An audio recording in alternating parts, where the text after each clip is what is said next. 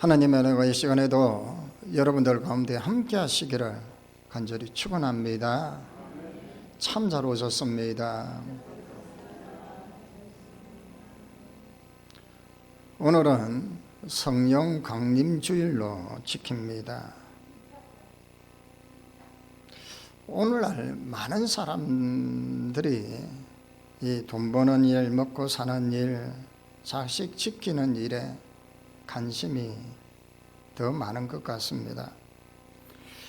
그럼에도 불구하고 주님께서는 마태복음 6장 이 33절에 너희는 먼저 그의 나라와 그의 의를 구하라. 이 모든 것을 너희에게 더하시리라. 그의 나라와 그의 의를 구하면 돈 버는 거, 먹고 사는 거, 아멘 좋아서 자식 키우는 거 하나님께서 더해 주시겠다라는 거예요. 우리는 이렇게 공기를 마시고 숨을 쉬지요. 우리의 영혼도 공기를 마시듯이 숨을 쉬어야 돼.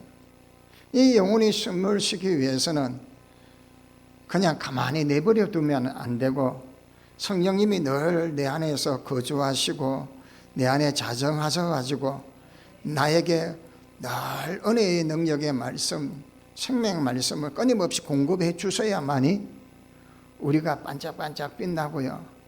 아멘. 사람들을 봐도 반갑고.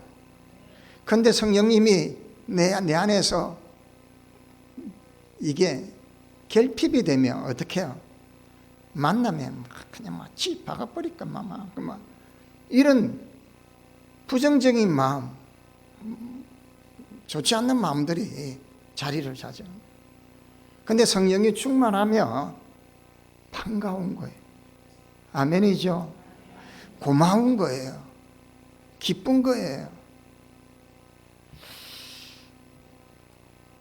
그래서 우리는 그의 나라와 그의 의를 구하기 위해서 어떻게 해야 되냐? 사실은 그의 나라와 그의 의를 구하기 위해서는 부단하게 인노하는 기도가 필요하겠죠. 그렇지 않습니까? 4절에 보면 예루살렘에 떠나지 말고 내게 들은 바 아버지 약속하신 것을 기다리라. 기다려야 돼. 기다리죠. 그래서 이게 은혜를 사모하는 자의 덕목이 인내와 기다림의 기도가 참 필요합니다. 끊임없이 우리는 기다리면서 기도를 하죠. 그래서 우리는 먼저 인내와 기다림의 기도를 통해서 성령 충만함도 받고 그 하나님 주시는 복도 받는데, 이런 하나님의 나라를 위해 확장을 위해서 필요한 게 나의 힘으로 나의 능력으로 되는 것이 아니더라는 거예요. 그래서 어떻게 해요? 성령의 능력이 내 안에 거해야 돼요. 성령의 능력이 내 안에 거하는 삶이 오늘은 어떤 삶일까?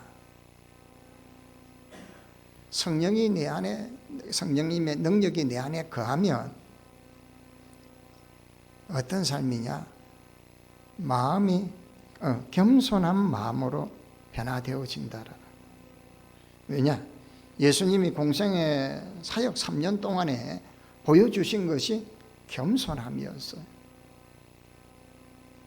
예수님이 제자들을 가르칠 때 높은 자리보다 낮은 자리로 가라고 했어요.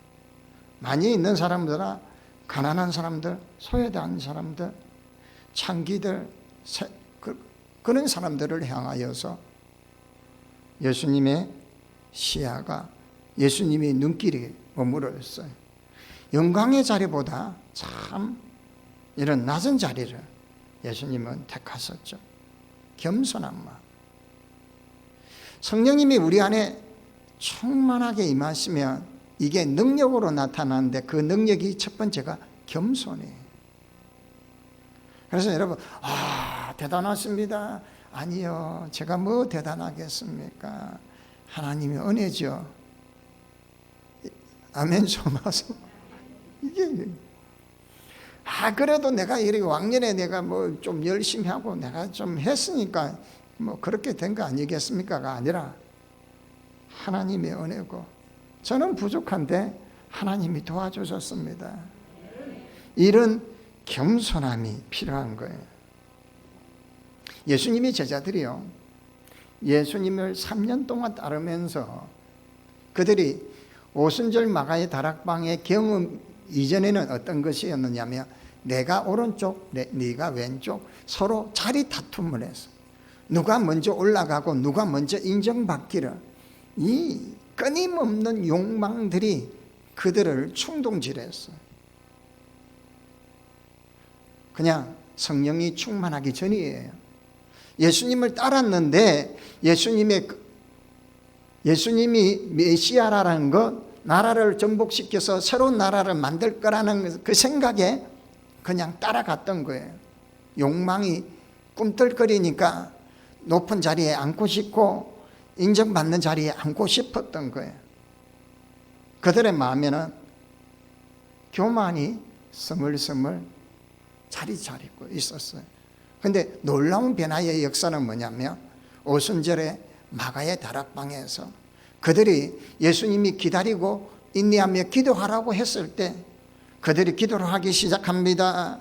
불의 성령이 불의 해와 같이 각 사람마다 임하니까요, 생각이 변화되고, 아멘입니까? 그들의 체질이 변화되고, 그래서 교만했던 마음들, 내가 높은 자리라고 했던 마음들은 다 사라지고 그들이 예수님이 분부하신 대로 사마리아와 땅끝까지 이르러 복음을 전하는 겸손한 사람으로 변하게 됩니다. 공동체는요, 하나님이 겸손한 사람들로 통해서 이어가신다는 거예요. 세워가시고 하나님 역사하신다라는 거죠. 그래서 어떤 되게 좋아하는 사람들이 성령 충만하니까 낮아지기를 몸소 실천하게 됩니다. 존경받기를 좋아하던 사람이 성령 충만하니까 어떻게 해요? 섬기기를 좋아하는 거예요. 그러니까 여러분, 지난주에 임직을 받은 분들도요, 자기의 권리가 중요한 게 아니라 의무가 중요한 거예요. 내가 주의 나라를 위해, 하나님 나라를, 영광을 위해서 더 낮아지고 더 겸손해지고 더 섬김의 자리로 가야 되는 거예요. 내가 누군데가 아닙니다.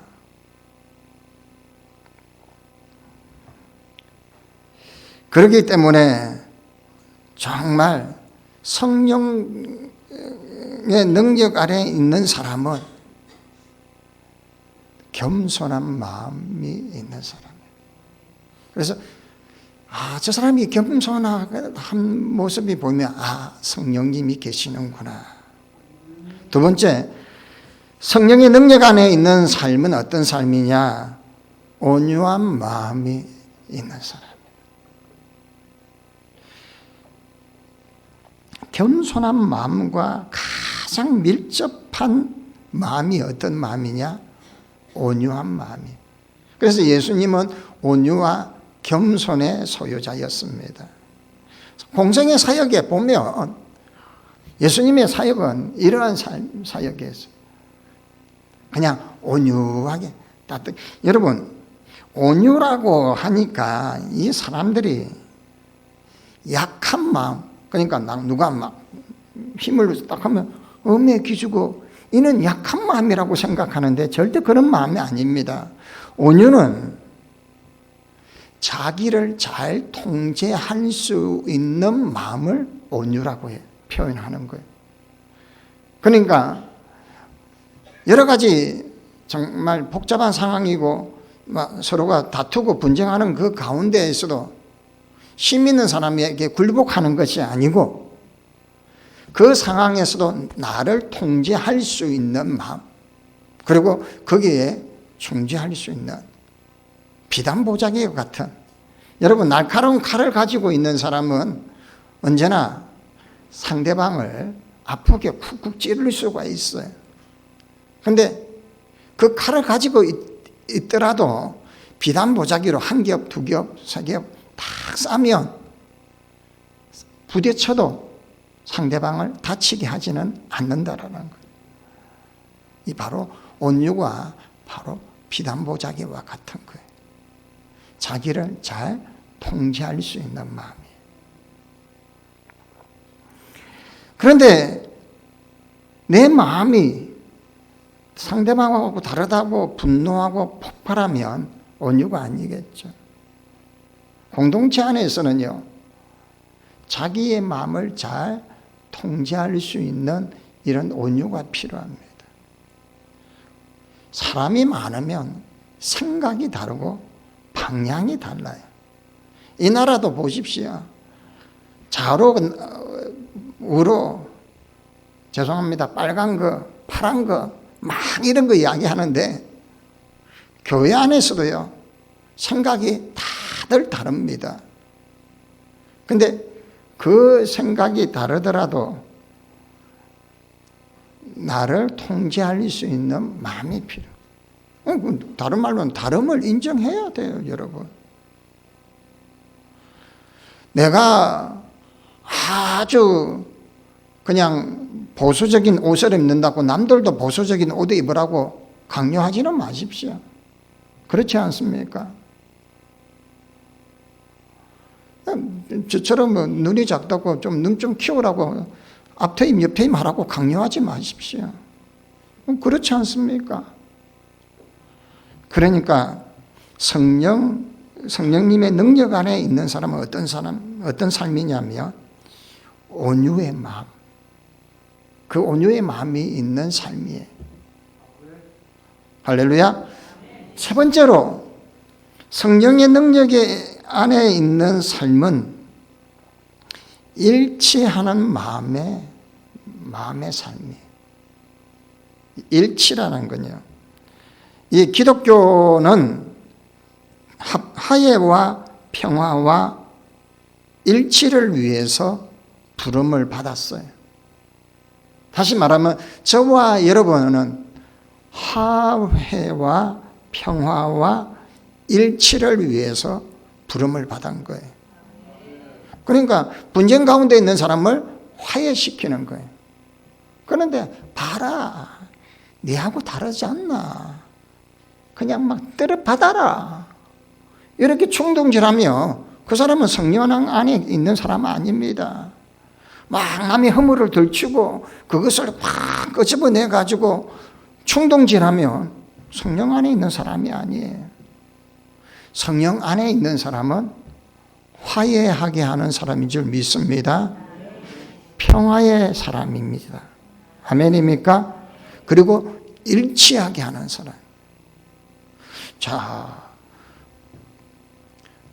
나는 빨간색을 좋아하고 나는 파란색을 좋아하고 나는 회색을 좋아하고 나는 다 달라요. 자, 그림을 그릴 때는 다양한 색깔이 있어야 제대로 된 그림이 나오는 거예요. 회색만 가지고 그림을 그리면 무슨 그림이 되겠습니까? 사랑하는 여러분, 하나님의 나라를, 아름다운 하나님 나라를 이루어갈 때 다양한 여러분의 색깔을 통해서 하나 일치 뭐예요? 저 하나님 나라 바라보고 달려가는 거예요.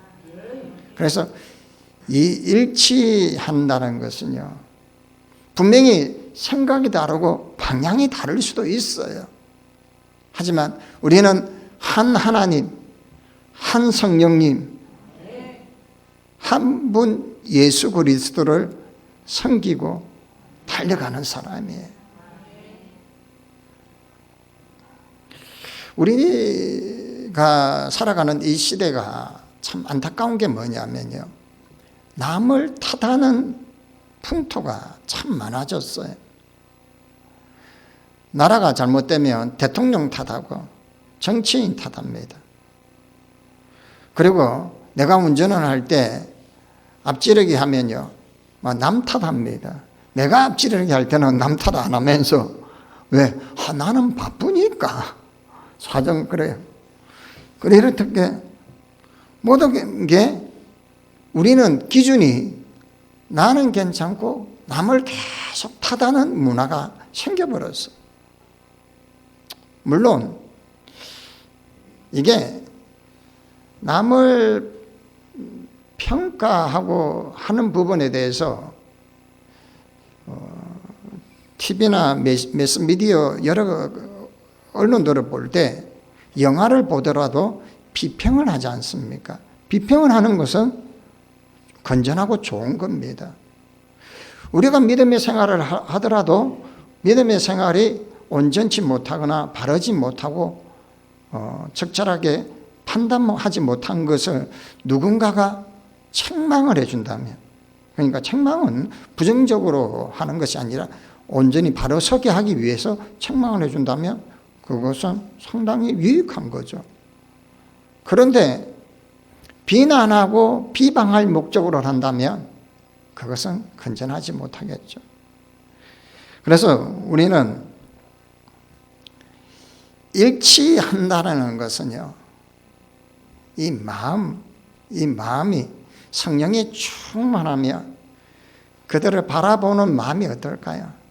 아주 따뜻한 마음이겠죠. 좀 부족해도 괜찮아, 기다려주고요, 인내하고. 이게 바로 일치하는 거예요. 네 번째로, 성령님의 능력 안에 있는 삶이 어떤 삶이냐? 하나 되기를 힘쓰는 마음이에요. 오늘은 성령 감령 주일이기 때문에 이야기하지만 우리는 하나가 되어야 돼요. 다 모양새도 다르고 생각이나 삶의 자리들이 다르지만 하나가 되려고 힘써야 돼. 뭐 하나가 되려면 어떻게 하느냐? 그 한 줄기에 내가 방해가 되고 그리고 내가 걸림돌이 되는 부분들은 내려놓고 깎아내고, 이때는 왜 아멘 안 하십니까? 내려놓을 거는 내려놓아야 돼요. 깎아야 할 거는 깎아야 돼요. 그리고 그 하나에 집중해야 돼요. 그렇게 힘쓰는 거예요. 힘쓰라는 것은요, 그냥 뭐 되면 되고 말면 말매가 아니에요. 그 하나를 위해서 내 삶을, 내 모든 열정을 쏟아 부어야 되는 거예요. 교회가 하나 된다면 내 생각도 포기할 줄 알아야 되는 거예요. 하나님의 영광을 위해서라면 내 명예도 포기할 줄 알아야 되는 거예요.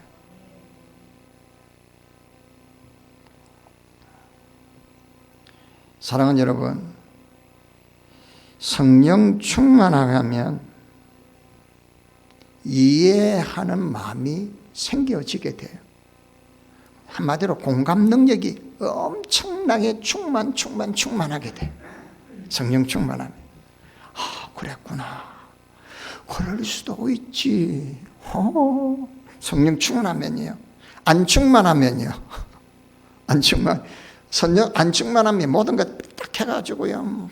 그냥 그렇지만 충만하면 이해 능력이 넓어져요. 공감 능력이 엄청 좋아지죠. 그래서 가슴과 가슴으로 대화하고 기쁨을 서로 나누고 막 교감하는 거예요. 이게 바로 성령 충만하면 거룩한 소통이 돼요.